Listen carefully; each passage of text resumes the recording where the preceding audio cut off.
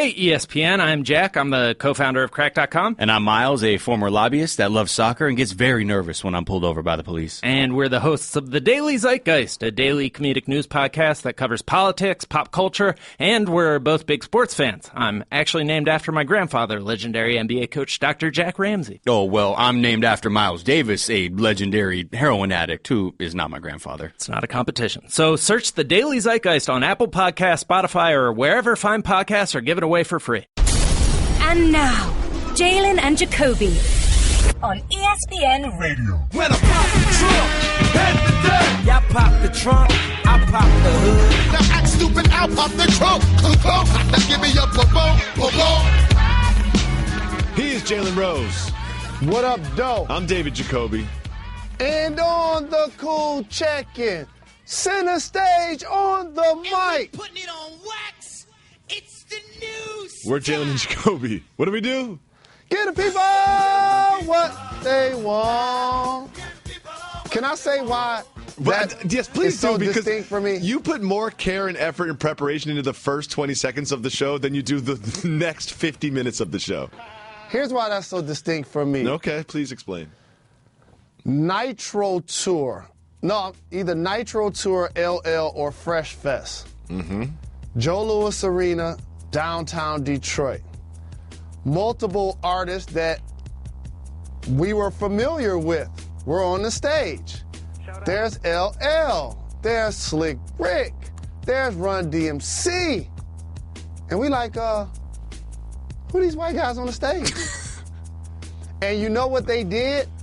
They understood that initially people were going to be in a state of shock when they walked out on the stage. And I'm pretty sure they did this across the country. And you know sometimes they could come with the quirky beats.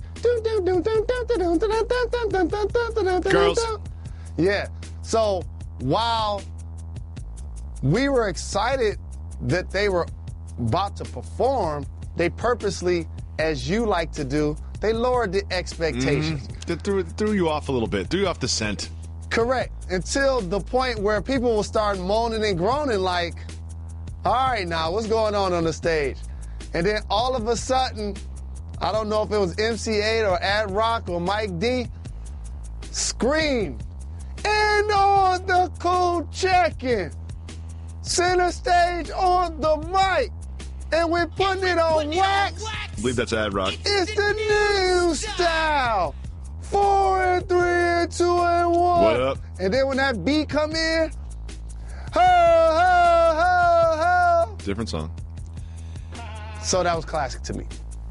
The one thing that blew my mind was we had a live event for After Dark, a basketball podcast at Grantland. We had a live event in Brooklyn, and attending that live event, just as a fan, someone who was interested in just watching what we were up to, was none other than Adam Horowitz, also known as Ad Rock.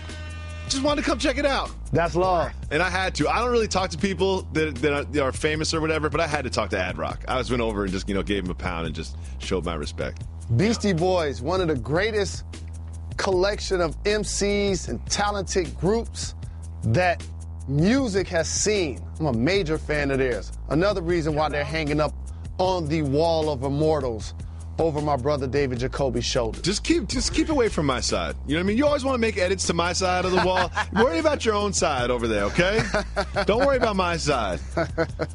At what point do you think that executives are going to realize you've got Pam Grier pointing a gun at the camera during the entire show? At what point are they going to realize you got Beastie Boys with 50 beer cans? Hey, all right, keep away from my side. I'll keep away from yours. Done deal. Thank you. We always like to take you a little bit behind the curtains, give you some exclusive podcast material. And what we get to do on the television show, you got to keep things moving quick. You can't just talk about one thing and one team for a long time. So there is something that I wanted to expound upon a little bit, and that was the Pelicans, who are such an interesting team this season as they sort of truly start this Boogie and AD experiment. In the show, we had a quote from Boogie who said that the small ball NBA world is actually suited perfectly for them because they're both skilled big men. How could that work, and how could it be dangerous? What he's saying isn't off base. When you look at the era of pace and space, where usually there are 4 guys surrounding the three-point line that either are creators and or knockdown shooters, And more importantly, small ball is just that, not 7 foot tall, unless they're Kevin Durant. A lot of times, those teams, because of their speed and their ability to shoot and move the basketball, have a distinct advantage in today's game. Mm-hmm. Look at a squad like the Houston Rockets, the type of numbers that they put up offensively last year. And obviously the Golden State Warriors come to mind. Boston Celtics come to mind as well, the way they played last year. Yeah. But however, when you look at the composition of the top teams in the league and you say who has the best front court, you also have to include, in this case, the small forward position. And who plays 3 for New Orleans? H1 Moore. Quincy's involved. Okay. So, and looking at the top teams around the league, you could say the same thing. It's like, okay, KD, Draymond, and Zaza, LeBron, Love, Tristan Thompson. And so there can be a weakness up front to be exploited.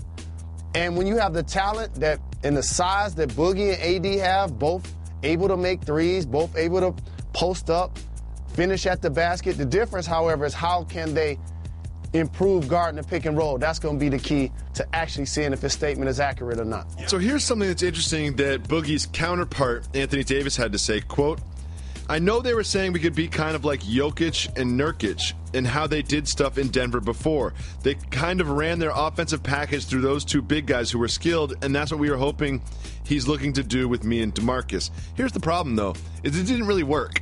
You know what I mean? Like, it's like, if you're going to use that example, you might want to use a successful example.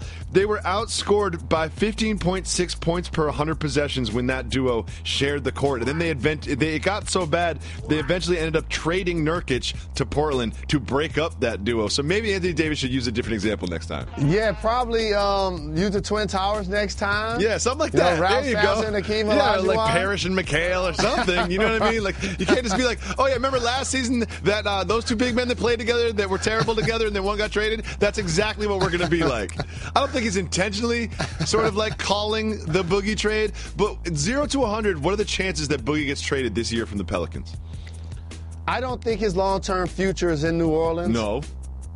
So probably 75. I think he gets moved. I do not think the Pelicans are going to be great. I think you're going to hear about Alvin Gentry potentially being replaced. I think this whole thing is going to be kind of a mess, and they will end up trading Boogie Cousins and get some people back. I'm going to keep saying this. In the era of putting collections of all-star players together that weren't necessarily drafted by the same team, if it's not going to be with the Detroit Pistons, I found a home for Boogie. Really? Please say Cavs. Please say Cavs. Please say Cavs. You got to go run with OKC. Really? You're putting everybody in OKC. Who? Okay, so you trade Adams and some pieces. Is that what you're looking at? Cantor and some pieces? Get rid of that salary? All I know is I just want to look at the practice floor and I see Russell, Paul George, and Boogie. It doesn't matter who else is there. You can have Cal. You can start Cal Singler at that point. That's fine. We'll start Cal Singler. We'll get Cameron Payne back. Whatever it takes. It doesn't even matter who fills out the rest of that starting five. I love this, and this is one of those things where Jalen Rose, you've done this before, where you just kind of float things out like that. I don't know if you have inside information or if you just kind of feel it. You just throw these little floaters out way early in the offseason, and then later around the trade deadline, there'll be a report in the bottom of the ticker. It'll be like, Oklahoma City looking to put together a package for Boogie Cousins. And those that listen to this podcast will be like, oh yeah, we knew that months and months ago. Broken news. Where's my broken news button? To everyone else, it's breaking news. To Jalen and Jacoby listeners, it's broken news. We have a motto on this podcast.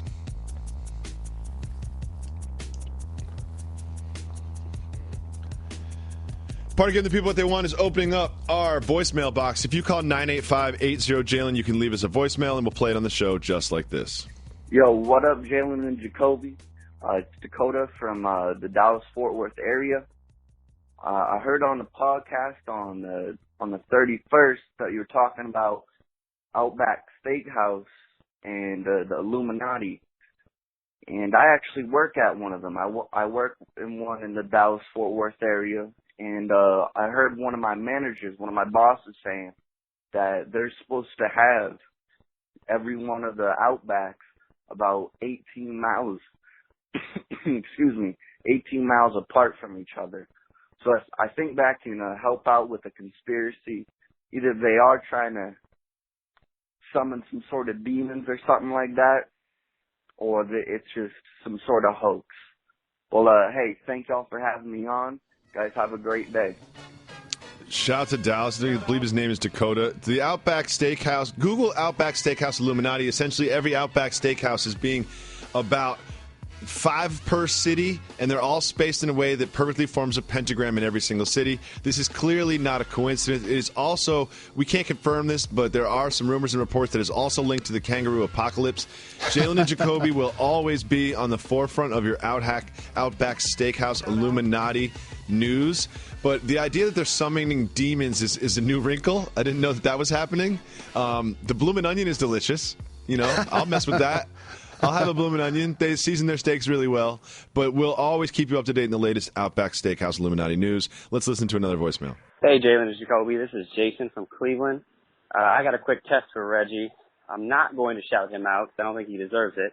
But I am going to shout out John Carlos, shout out to Harlan, shout out to Alex, shout out to Barron, shout out to Carol, shout out to Aaron, and shout out to Lisa. Now to my question. My wife and I are expecting in December. It's our first child. We're not going to find out the sex, but we're trying to pick a name, and we are coming to a crossroads here. Nobody really agrees on anything, mainly because I like the name Kawhi a lot, and my wife insists that name is cultural. So my question for you guys is, can a name be cultural? And the second question is, what should I name the kid, besides obviously Jalen or Jacoby? Or if it's a girl, Jaylina or Jacolina. Thank you. Great question. Can a name be cultural? I'm going to say yes. Yes, a name can be cultural. You don't see a lot of white Jamals. Not a lot of white Jamals running around. You know, there's not a lot of Caucasian Guillermos on the planet. So here's what I'm going to do. Oh, no. Did you Google something? I did. I actually did some research. This is the first time you've done any preparation or research to answer a question in the history of this program. So it's definitely for our go caller wrong. who took the time and energy to call our program, we appreciate the love. And it's to give a shout to the supporting staff. That's exactly where I was going. Best staff in the business. That. No doubt about it. But just so you know, when you don't give a shout to Reg and say his name, you're still giving him a shout. I know. Like LeVar Ball. He's smiling in the control room right now. So what I want to teach, besides, he knows more people on the staff than I do. There were a couple names where I was like, wait, who's that? Huh? So I got to let the caller know, if you're not going to use the name Jalen or Jacoby, I'm going to give you a couple of the blackest boy names. I don't think that's what he's looking for, Mr. Rose. I'm going to show him why it's cultural, sir. Okay. Don't get fired. These are a couple of the blackest boy names. Oh, no. Well, no. Deshaun, DeAndre, Marquise, Darnell, Malik. Then I'm going to give you some of the whitest boy names. Where did you Google this from? Jake, Connor, Tanner, Cody.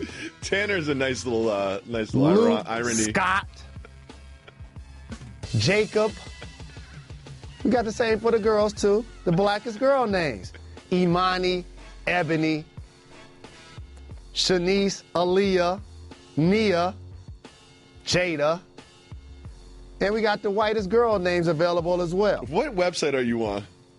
Amy, Emily, Katie, Carly. Never do research again. Hannah. So, names can be cultural, but there is a name that's become universal. Mm-hmm. Jalen. No matter what gender, no matter what ethnicity. I got to tell you the other two blackest names of all time. Shaq and Denzel.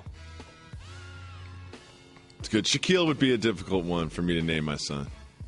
For a lot of reasons. Thanks so much for the call. Congratulations on the young woman or man that's going to join your family. Let's listen to one more voicemail. Jalen Jacoby, what up, man? It's your boy Jason coming out of Virginia. Reggie, what's good? So look, before I ask my question, I gotta set something straight. Y'all did a Cameron episode a while back, and I heard my man Reggie didn't side with y'all as far as how he felt about Cameron. And honestly, man, I gotta agree, man. Cameron is not that new. Like, maybe the Confessions of Fire, the 357 Cameron, but the Dipset, the slow rapping Cameron with the computers puting, and nah, yo, not gonna be able to do it. Yo, so my question, I got a question for both of you. Jalen, at one point you were a rookie in the NBA. Did anybody try to do any type of crazy initiations, do something crazy to your car, or throw something in your locker, or I don't know, you know what I mean? Whatever you rich young NBA players did during that time. And Jacoby.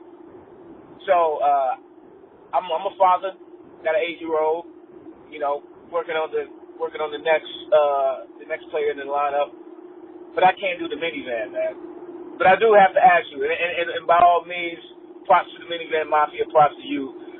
How long did it take you to get comfortable in a minivan? I know it couldn't have been like an instant thing, like an overnight thing. So at what point did Joey break you into getting a minivan? He giving the people what they want, he getting them checks.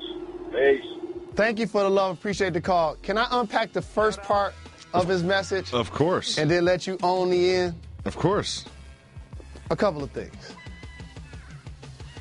If you want to be on this program, you got to shout out Reg. I'm noticing that. No, you don't. I'm noticing that's become the criteria. Mm-hmm. That's one. We don't hear too many voicemails that don't mention Reg. That's what's happening now. Right. That's number one. Two, I might have to change my Immortals wall. I thought of an idea, and I know everybody that works on this program just took a big sigh. Not literally, but figuratively, I might have to do this. I might have to start putting up the people that will not be slandered on this program. Is Cameron Cameron would fall into that category. He will not be slandered. At all. In any way, shape, or form by no one. Bro, here's the thing. When you go on vacation, I'll slander everybody.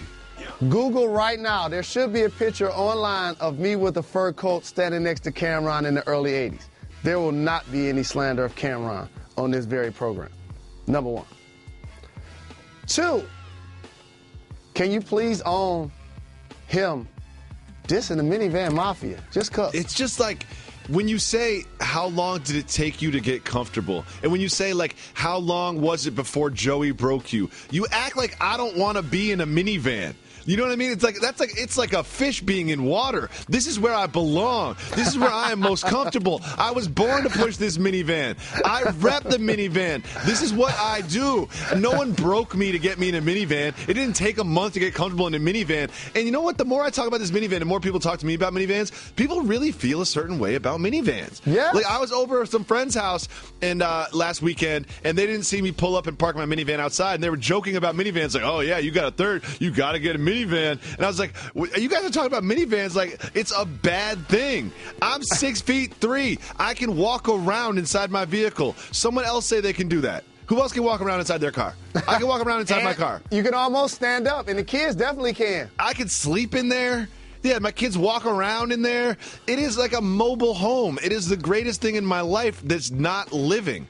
I love the minivan. I did not have to be convinced to get inside the minivan. I did not have to get comfortable inside the minivan, but I really do appreciate the shout from you, Jason, in Virginia, Cameron, Dipset, Forever, Jim Jones. Shout out. Let's give the people what they want. Blue Moon is brewed with Valencia orange peel and a touch of coriander. It's a creative twist on a Belgian-style wheat ale for a taste that shines brighter. Taste responsibly. Blue Moon Brewing Company, Golden, Colorado.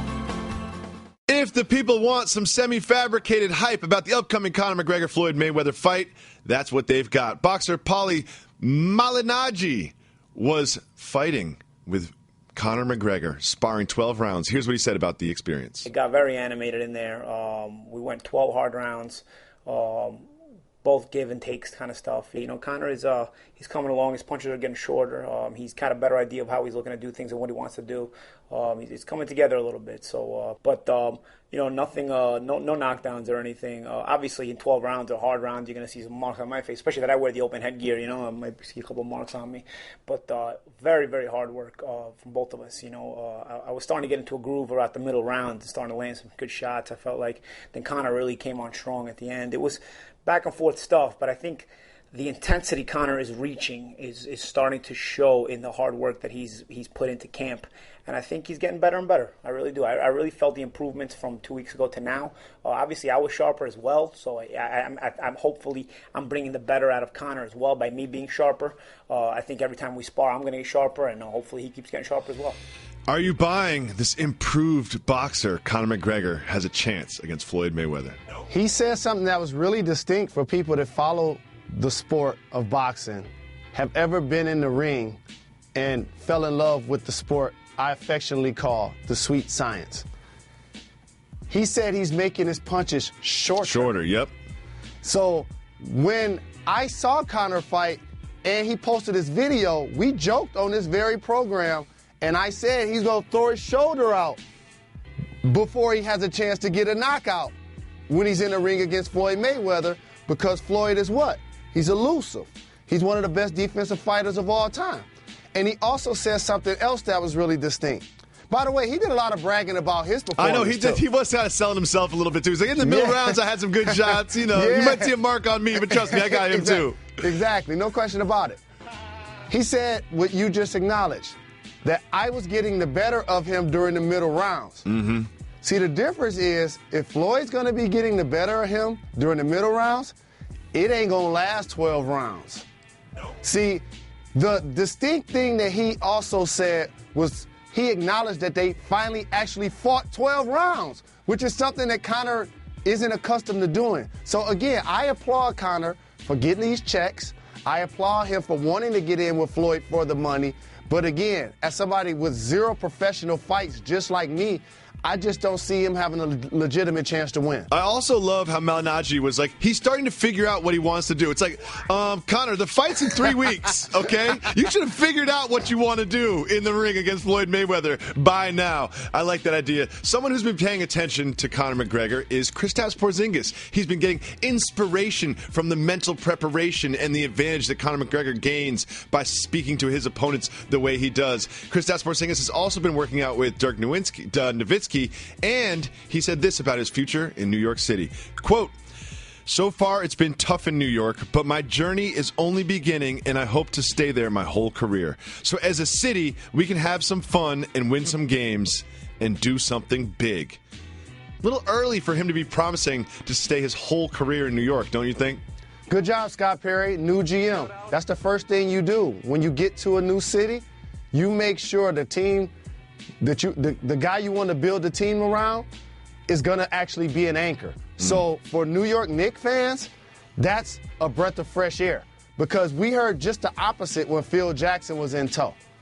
Also, Porzingis, I was a fan of his game, clearly. I love the fact that KD called him the unicorn, 7 foot, can make the three, will dunk on you, will block your shot. I actually loved it more than he likes World Star Hip Hop just like I do. And also, another thing that I have to acknowledge, he watches Conor McGregor's trash talk videos for motivation and inspiration. I can't front. I'm guilty of the same thing. I've watched multiple Murder Mook battle raps against Loaded Lux and Party Artie. So that's not strange to me at all. Well, what is strange to me is all of those names you just dropped that went over my head. He is working out with Dirk Nowitzki, right? Is that encouraging for Knicks fans to see sort of like the mentor and the mentee? That is encouraging, because we were just talking about boxing and styles make fights. It's one thing when you hear Kobe Bryant and his mentality, and he's going to mentor somebody that plays similar the way he does. Mm-hmm. It's another when you hear that he's mentoring Isaiah Thomas or Kyrie Irving. In theory, in today's game, consider point guards, scoring guards, positions were created so a novice can follow the game. But he's a 6'6" player that played mid-range, that played on the post, that did a lot of different things that they can't do, and or vice versa, with Isaiah being 5'9". And the reason why I make that distinction is that both of these guys' games are really similar.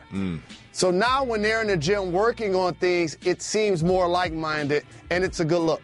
I can't wait until Porzingis is taking one-footed jumpers next season. You mentioned Kyrie Irving, and we can't get through a day without some new Kyrie Irving news. Now we have information that he will not sign an extension with the team that he is traded to. This comes from Terry Pluto of The Plain Dealer. Quote, I heard Phoenix would be very interested in dealing for Irving, but the Suns would want to know if Irving will sign an extension to stay in Phoenix. His contract is up the summer of 2018. I'm told Irving is not about to commit to any team at this point. He has 2 seasons left on his contract and wants to keep his options open. Do you think this hurts the chances of Kyrie Irving being moved out of Cleveland? I don't think so. If you're a franchise that understands that you bring in the player and then you worry about that later. Exactly. Are you paying attention to what the Houston Rockets just did with CP3? Are you paying attention to Paul George saying he wanted to go to the Lakers and Sam Presti like, you're going to be an Oklahoma City Thunder player? And so with that being said, for the Phoenix Suns, I understand their logic of trying to protect themselves long term. But you want to get him in uniform first, and hopefully he falls in love with the franchise, with his teammates, and his situation, and then is encouraged to stay. He's not going to be committed, as he acknowledged, to re-sign right now for any team. So that would be contradictory when you put out a list that said that you want to get traded to 5 teams. It's a great point. I really see him in a Cleveland Cavaliers uniform in training camp. I just don't think that right now at this time teams are going to give back what the Cavs are asking for because they don't have to trade Kyrie Irving. I think this is going to play out where he ends up on the Cavaliers. Him and LeBron sit down, work it out, and he plays most of, if not all of the season with the Cavs. And they go back to the finals like they have for the past 3 straight years. Jalen Rose, Colin Kaepernick is still not on the roster of an NFL team, and here we are. The Ravens first said that the GM and the coach wanted him on the team, then the owner blocked it, and now they have a new statement. Here's what they had to say. Quote, we're going through a process and we have not made a decision. Steve Bisciotti has not told us we cannot sign Colin Kaepernick, nor has he blocked the move. Whoever is making those claims is wrong. What do you make of all of this? Like Chuck D would say, this pieces in one big chess game. So let me get this right. Okay. Let's take a pecking order, for example. How long can you be the owner of a franchise? As long as you want. The same can't be said for the general manager and the head coach. So therefore, their interests are clearly different in a case like this. Here's what I mean. Ozzie Newsome have established himself as one of the best general managers in professional sports. John Harbaugh has established himself as one of the best coaches in the NFL. They've won a championship and brought it to the Baltimore Ravens. Now, when you look at their roster, let me pull up their depth chart of quarterbacks. It's irrelevant because I saw Ryan Mallett's name. So, with that being said, they're probably 100 quarterbacks in the entire NFL. Sure. If 80 of them walk down the street, no one would know who they are. More importantly, you can't tell me all of them are better football players than Colin Kaepernick. And by the way, let's not put all of the struggles of the San Francisco 49ers on him. No. They were tanking. The team stunk. He actually led the league, for whatever it's worth, in quarterback rushing yards. He had 16 touchdowns and 4 interceptions on a terrible team. And a couple of seasons ago, he was quarterbacking at a game that we were attending. The Super Bowl. Yes, I remember that game. So that means he has a history of success. Therefore, if you gave him an opportunity to nurture him, maybe he could be a productive backup or even a third stringer. The bottom line is this is what everyone needs to understand. He's a social activist, not a criminal. And we're treating it like such, like he did what OJ did or accused of. And so because of that, now all of a sudden he's being blackballed out of the league, and it's truly unfortunate. It really is. And this same Ravens franchise brought in David Olsen, and then they got him to camp, and they're like, oh, this guy is terrible. Let's ship him out. They bring in Josh Woodrum. Josh Woodrum has been cut by the Colts, the Bears, the Bills. He's been cut by more teams than Colin Kaepernick has played for, yet he's still there in the Ravens camp. It just seems silly. I honestly think that the only way this can play out is that they end up signing Colin Kaepernick. Like, I would be shocked if they did not sign Colin Kaepernick. When somebody get a chance, look up Dustin Vaughn's stats and Josh Woodrum. They're getting paid to quarterback in the NFL also. Josh Woodrum doesn't even have stats, and he's been around for 3 years. Richard Sherman weighed in on the Colin Kaepernick situation. He's always one to not mince his words. He says, quote, "It's not about football or color. It's about, boy, stay in your place." Jalen Rose, please translate that for us. I'm about to pull you behind the curtain. Do you have the Don't Get Fired graphic ready? Yes, I do. And now, the Don't Get Fired topic of the day. To put it plain and simple, what Richard Sherman is saying is the term boy, how he used it, was how white supremacists would address people that look like me in a derogatory, in a demeaning fashion. And so what he's talking about has nothing to do with a protest. It has nothing to do with football ability. He's just talking about the overtone that is getting ignored that goes along with the Colin Kaepernick situation, who did a passive protest, which is American. It's our right to choose whether we stand for the flag or not. You can't just make somebody stand for the flag. That actually is un-American. We're getting this twisted, and it really upsets me. Moving on. I don't want to get fired. I'm moving on. The Big Three has levied a punishment down on the answer, Bubba Chuck, Allen Iverson. If you didn't know, Allen Iverson missed the Big Three in Dallas last weekend. He was reportedly, TMZ says that he was in the Chicago area still, perhaps at a casino. We're not really sure. Well, the Big Three has decided, since you missed a weekend in Dallas, we're now going to suspend you so you miss another weekend as punishment. This reminds me of when I got suspended from school for skipping school. Is this a suitable punishment? It's a suitable punishment because as a league, you must send a message to all of the players that that behavior can't be tolerated. But what I want everybody else to look deeper into is where he will miss. Because that's probably someplace that he wouldn't want to be anyway. But let me tell you where he will be the last 2 weeks. Oh, he'll be in L.A. Yeah, oh, definitely. Oh, he'll be in Vegas. Definitely in Vegas. Will he be at the games in Vegas, though? He'll be at the game. Oh, okay. Not a practice, but a game. The Big Three ratings haven't been that bad over at a network that I just can't think of the name right now. I've tuned in. It's actually pretty good. I think the Big Three will be an established part of our summer basketball diet in like the next 3 or 4 years. Do you have high hopes for the future of the Big Three? I do. It's a genius and brilliant idea by Ice Cube, Commissioner Roger Mason. I was a part of the process in the embryo stage. I knew about it the entire time. I knew it would be a success. I just don't have the work ethic to commit to playing basketball. I didn't have the time to commit to trying to general manage a team 10 weeks in the summer. And the bottom line is I would be missing more games than Allen Iverson. And therefore, I didn't want to put myself or my teammates in that position. Could you see some bigger names? There was some whispers and rumors about KG and Paul Pierce joining the league. Do you think that's the future of the Big Three, that bigger names will join? Absolutely I do. Because here's the thing, and we joke when athletes retire and they get out of shape. I've seen people clowning my guy, calling him Derek Eater, and clowning my guy Kobe Bryant, calling him Kobe Bryant. I went through this when people was calling me Fat Jalen. I understand. When I'm out of shape, I'm built like a kangaroo. I get it. So for retired players, it can be a way to play the game you love and also keep a competitive edge, but more importantly, to stay in shape. Can I just say this about Kobe? Didn't look that bad to me. You know what I mean? I was like, that is not, maybe he's got another 15 pounds on him, but he's on vacation. Like, that really doesn't even look that bad to me. Well, Tom Brady having his 40th birthday today.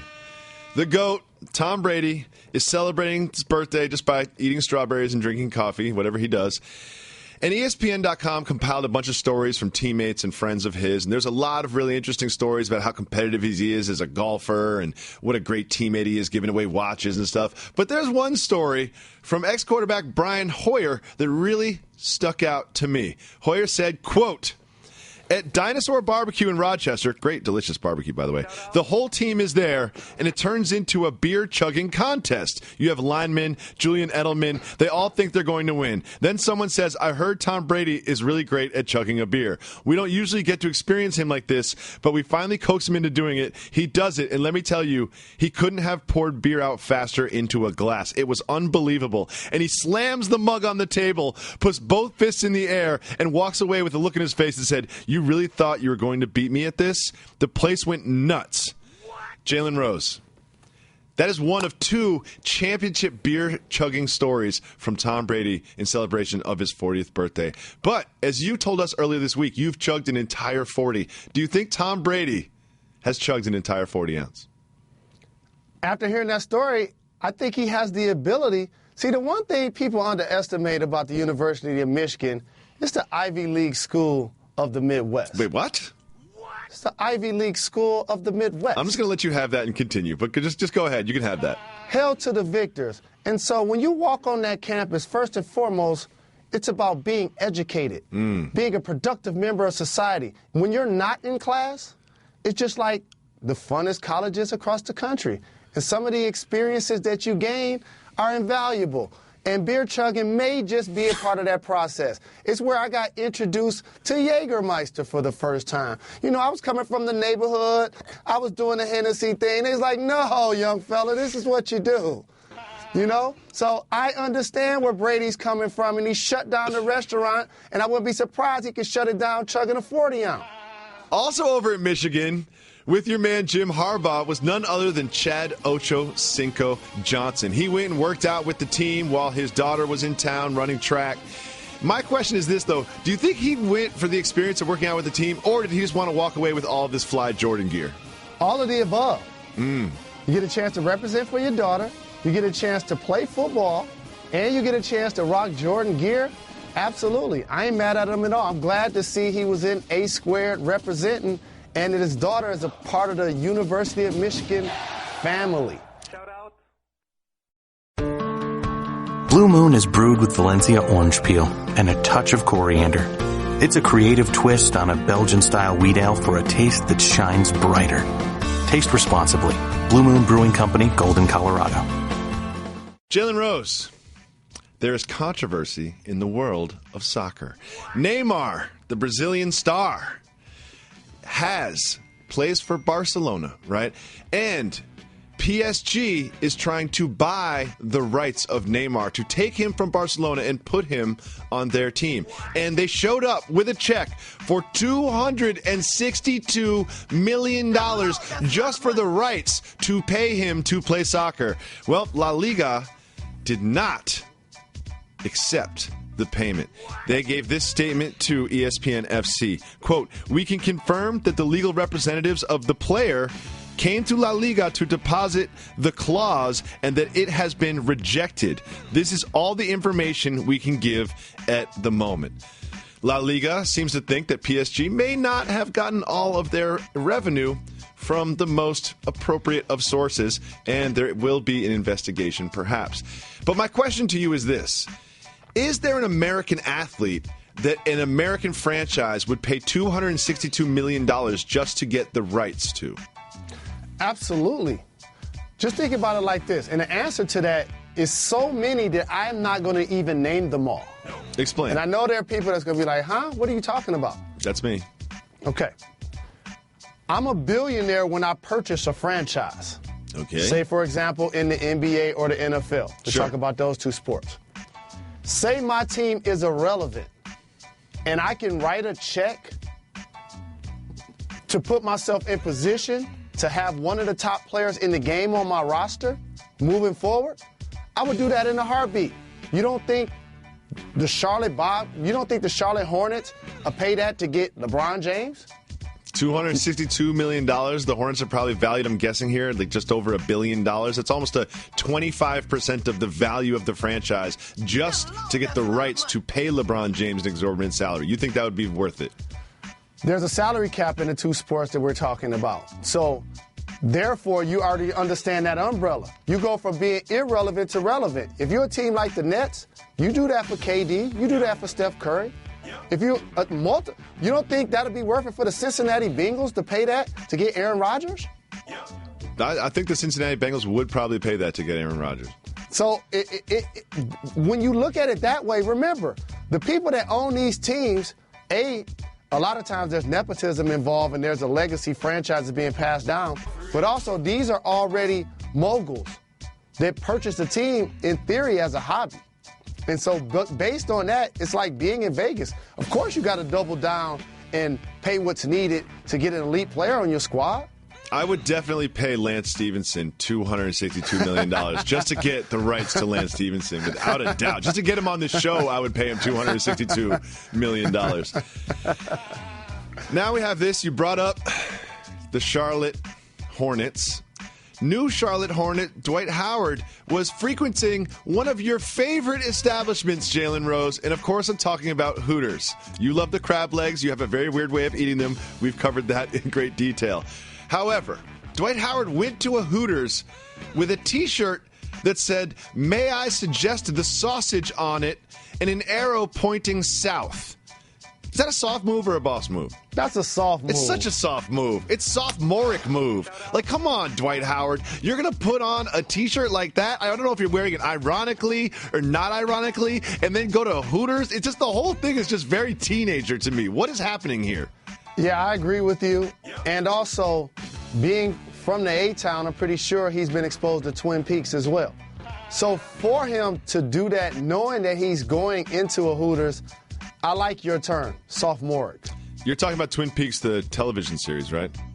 Not at all, sir. No? Are you familiar that there is 2 television series called Twin Peaks? No, sir. It's cultural. Moving on. Michael Jordan caused a little bit of a controversy this way. I think it was a camper just asked him, like, hey, who's better, LeBron or Kobe? And he said that Kobe ranks over LeBron because, quote, 5 beats 3, end quote. Is Michael Jordan using counting rings as a metric for success just a way to sort of solidify his own legacy? Yes, but also for fans, for media, and for players, that logic is so tired. So flawed. And also, just look at it this way.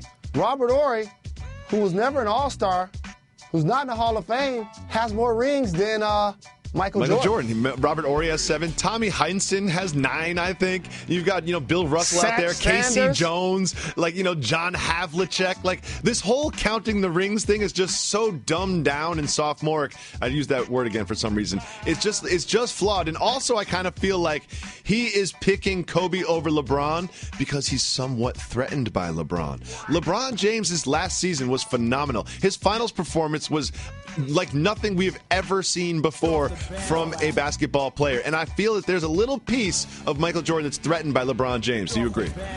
Absolutely. But also, we have to respect the fact that LeBron James was the best player on every team that he had that won the championship. Mm-hmm. He's probably been the best player on every team he's ever played on. It's hard, especially earlier in his career. Can you name 2 of the starters that went to the finals when they lost to the Spurs? Oh, like Ilgauskas, I'm going to say. And Boogie Gibson? My point exactly. So Kobe Bryant was he was traded to the Lakers, but they're a storied franchise. He got a chance to play with Shaquille O'Neal. Shaquille O'Neal, great player. Not Ilgauskas. I would take Robert Shaquille Horry. over Ilgauskas. Be coached by Phil Jackson. Play with Pau Gasol. So while LeBron James continues to ascend, and it can be viewed as neck and neck right now if you're going to say who's better all time between the 2, but the logic, again, is dumbed down when you just say because he has more rings, he's a better player. And then there's this. Michael Jordan was asked who his favorite rapper is, and he said, quote, I'm more of a Drake fan. We've well documented Michael Jordan's sort of hate relationship with hip-hop. He's not the biggest hip-hop guy. He's disrespected rapper after rapper in his career, one of those being Redman, which I will not stand for. Do you think he actually keeps up with Drake's career? Do they have any business dealings? He does.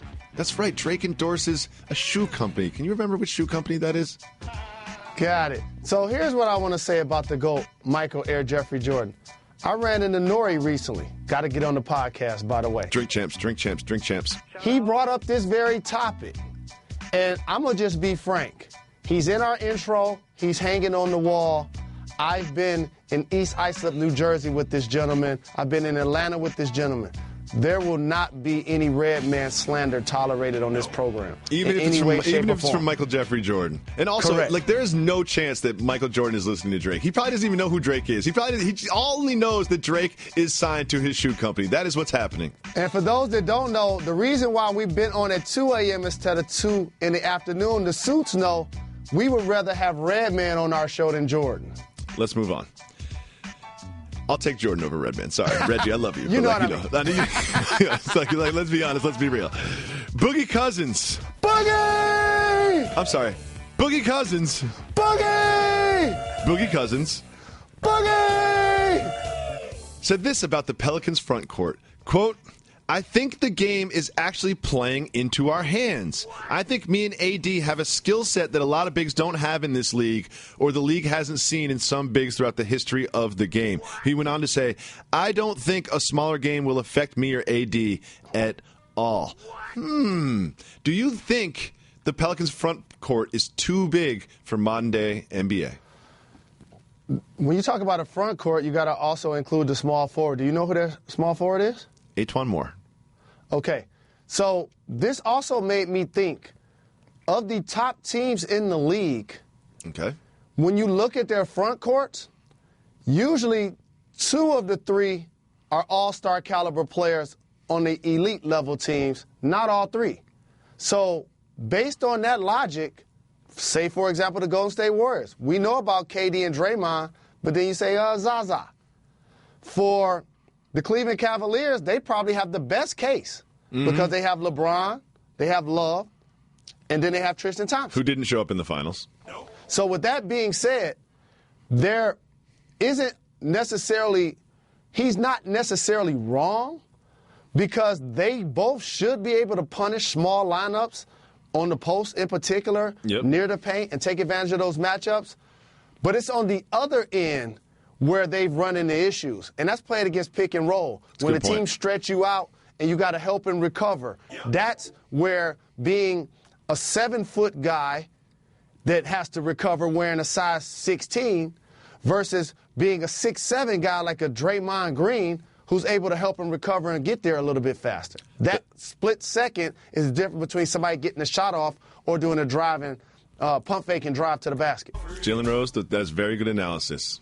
Very good analysis. I do love this about Boogie in this quote, though. How he like clumps himself in with Anthony Davis. Like, you and Anthony Davis don't have the same skill set, dude. Anthony Davis has got a little bit more range, a little bit more quickness, a little bit more agility, but doesn't have the post game that you have, Boogie. Don't forget, we love you, Boogie. Anthony Davis is a better defender. Boogie's a better three-point shooter. And a better post player. Definitely. One of the best in the league. Jalen Rose, it's the offseason. There's a lot of news, and there's some of it's worth talking about and some of it isn't worth talking about. I'm going to bring up a topic. If it's worthy of discussion, you'll tell me to hit the brakes. If it's not, you'll cue Method Man to keep it moving. Let's get it. Floyd Mayweather says he can make $300 million or better on the fight. Keep it moving or hit the brakes. Oh, you want to hit the brakes there? No question about it. I'm pleading to you, Floyd, for your $300 million, make sure they put the Harriet Tubman 20s in production and give it to you all in that denomination. That will be so great. Before they start making money specifically for Floyd Mayweather, they might want him to pay his taxes. Just throwing it out there. Just throwing it out there. He's saying that he stands to make about $300 million. Conor McGregor could get $100 million. Are you surprised by how much Conor stands to gain from this? I am not surprised, so much so that when Conor loses this fight so badly, he can put that money in the bank and actually go back to MMA fighting and be the king of the octagon. We will see. Next, J.J. Redick says that Coach Brett Brown was really the biggest factor in his decision to go to Philly. Keep it moving or hit the brakes? Keep it moving. I think he's going to be a big-time shooter for their bigs. The Patriots brought actual goats to practice for Tom Brady's 40th birthday. Keep it moving. I think that topic is going to be discussed ad nauseum today. I've already seen the goats all over SportsCenter. Biggie got his own basketball court in Brooklyn. Keep it moving or hit the brakes. Christopher Wallace, hit the brakes. Biggie got his own court right by his childhood home in between Clinton Hill and Bed-Stuy at the Crispus Attucks Playground. Here's the real issue, though, Jalen Rose. What does Biggie need? What does Biggie really need? We've talked about it on the show. Biggie needs a statue outside of the Brooklyn Nets arena. He has a banner hanging inside, and then once they do his, they need to do one for Jay-Z also. Well, I don't understand how you put Captain America outside the Barclays Center, statue, and then they moved him away and then not replace it with Biggie. Biggie does have a statue, but it's not in Brooklyn. It's just like a big thing of his face. It's kind of cool, but like we need a Biggie statue at the Barclays Arena. More people would go to the Barclays to see the Biggie statue than they would to see the trash Nets this year. I promise you. Next, Chad Johnson's daughter is very fast. Keep it moving or hit the brakes. Welcome to the Michigan family. Keep it moving. We be moving, you know, we keep it moving. Dreamland Wax Museum has reached out to Tom Brady. Keep it moving or hit the brakes. Keep it moving. I'm already over the Tom Brady 40-year-old stuff. You hate Tom Brady, even though he went to Michigan. Stop it. You know that's my guy. They are rebooting Miami Vice. Keep it moving or hit the brakes. Keep it moving. We be moving, you know, we keep it moving. Tom Brady is like Larry Bird and Redman and me and your relationship. I'm not allowed to like him because everybody else likes him so much.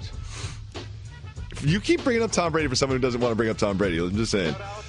Hyperloop Pod hits 192 miles an hour in a test. Keep moving or hit the brakes. Hit the brake. Yes, yes, yes. I'm so glad you hit the brakes on this one. On July 29th, the Hyperloop One engineers successfully propelled a pod built for passengers or freight along a 500-meter stretch of vacuum-sealed above-ground tubing at 192 miles an hour, tripling the test they had back in May. I want you to understand the implications of this. You could hop into a Hyperloop pod in, say, New York City, and then boom, there you are in Atlanta in like 2 hours. I don't know if that's exactly the time, but that's essentially what is happening. The Hyperloop pod train. Do you imagine a future in which we are all traveling around in pods? I got to see it in action first. You know, I ain't the guy to jump on the initial fad. I like to make sure it's going to be what it's promised. You know, I love Jerry curls, but I wasn't getting one. See, I love beaded jackets. I didn't have one. I embrace technology. I'm ready to get the chip put under my skin so I can scan it when I go to work. I'm ready for the Hyperloop pod. I'll hop right in. Like, you have to embrace change. You have to embrace these things. You can't just hold on to the past and say, oh, back in my day, we had to walk. And the train, we used steam and coal to get across the country. No, pop me in the Hyperloop pad, shoot me across the country to New York City. I am down. Our ancestors got to this country a little bit different, so I got to watch and pay attention to things first before I join. I understand what you mean. And I'm going to keep it moving on that topic, if you don't mind. We be moving, you know, we keep it moving. LeBron James was animated on the sideline of his son's AAU game. Keep it moving or hit the brakes. Hit the brakes. I watched the video. LeBron James, he was coaching in a previous video at one of his son's games. This time he was just a fan enjoying the action. However, before the game started, something happened with like the handshakes or whatever, and he said, quote, if they don't care about sportsmanship, then get in their bleep like a bike with no seat. What do you think about Dad, LeBron James? I love it. I love him being hands-on. I love him not doing it in a closet or a vacuum. Again, I've always appreciated an icon like LeBron James for public consumption be who he is on and off wax, which is one of the hardest things for a public figure to do. And so when I see him be a son, a husband, a dad, a leader of a basketball team, and still go out and play the way he played, that's always impressed me. Damian Woody has 7 children, 2 of which have very interesting names. Keep it moving or hit the brakes. Hit the brakes. Yes, yes, yes, yes, yes. Tell the story, Mr. Rose. Damian Woody, championship with the Patriots, even played for my Detroit Lions. So today, I look down at the phone. Molly calls. She's in the makeup room talking to Damian Woody about coming on the show today, just shooting the breeze. And they were talking about the names of his kids. Mm-hmm. And she's like, hit the brakes. Their name what? Jalen and Jacoby are amongst the names of a few of your kids? And then we realized something. Damian Woody and his lovely bride only named their kids, a couple of them that is, after hit television shows. The best television show. Do you know that he's got a kid named Jalen? He's got a kid named Jacoby. He's got a kid named Seinfeld. He's got a kid named Wheel of Fortune. He's got a kid named Jeopardy. It's really weird. It's really weird. But we are honored that you named two of your children, Jalen and Jacoby. Salute to you, Mr. Appreciate the love, Damian. Looking forward to having you on during the NFL season. Jalen, let's give the people what they want. Let's give them what they need.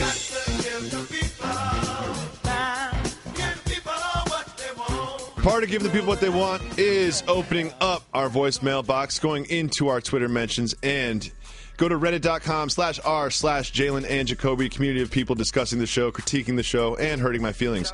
This question comes from there.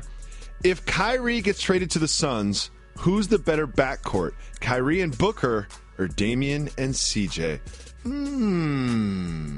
Interesting question. I got to get an edge right now to Damian and CJ because it's a known commodity, and I've seen what they've done. Lift a team to the playoffs in the Western Conference, both average over 20, while now adding Nurkic, I really think they're going to be a threat. If they could get some more help at small forward or on the perimeter, I definitely got to say the Blazers. Can I just say this now, that the best backcourt in the league is on the Houston Rockets? Like, is there any question that CP3 and James Harden are the best backcourt in the league? Here's what makes it unique and competitive in the West. All three of the teams that we named, the best backcourt is in Golden State, sir. I disagree. No, that is. I disagree. How about this? Here's another distinguishing factor. Of the three backcourts we mentioned, one of them had an all-star. That's Dame. That's Kyrie. And last year, that was James Harden. CP3 wasn't involved in that game. He should have been. The Golden State Warriors had two all-stars that happened to win a big series in June that I was covering. The championship. Big series in the summer. You're talking about power? Next, we're going to our Twitter feed. This is a great question from King Chin, and I really don't truly know the answer to this one myself. If you could only pay for one pay-per-view, which fight would it be? Mayweather versus McGregor or Canelo versus Triple G? Here's the thing that has happened in the era of reality TV and dumbing down the message. I'm all about dumbing down the message. Floyd and McGregor is going to get more hype and more acclaim, more viewers. They're going to make more money. The true essence of boxing is going to take place in that Canelo Triple G fight. Absolutely. It's going to be two very, very different evenings, but it's going to be two great evenings. Finally, we have one more question from Twitter. Jalen, Reggie, what type of brush do you have? I got a ghetto Diane brush. Let me see. Okay. You know what I mean? This is how I see Jalen. Most of the time I see Jalen Rose, this is exactly what it looks like. Just him brushing his hair for minutes and minutes and minutes at a time. Whether it's at a restaurant, whether it's at the studio, whether he's on the phone, you can hear the brushing in the background. The waves look great, Jalen Rose. Do you think brushing your hair is cultural? Like that, yes. But everybody brushes their hair. Have you ever owned a brush and carried it around with you? No. I've had this haircut since I was 13 years old. Thanks so much for listening to the podcast. Don't forget, hit us up on Twitter. Send questions for the show at Jalen and Jacoby. Make sure you subscribe and you're active inside of our subreddit. Go to reddit.com/r/Jalen and Jacoby. I check out the subreddit every single day. Rate us 5-star on iTunes. Please send us a nice review. And Jalen, what else do you want the people to do? Watch us on television, no question. 2 in the afternoon, 2 in the morning, and continue to support the program. We appreciate 6 years of the love. One more thing I want you to do is stop giving Reggie so much credit. You know? We got so many people that work on this show. Shout out. We give the people what they need.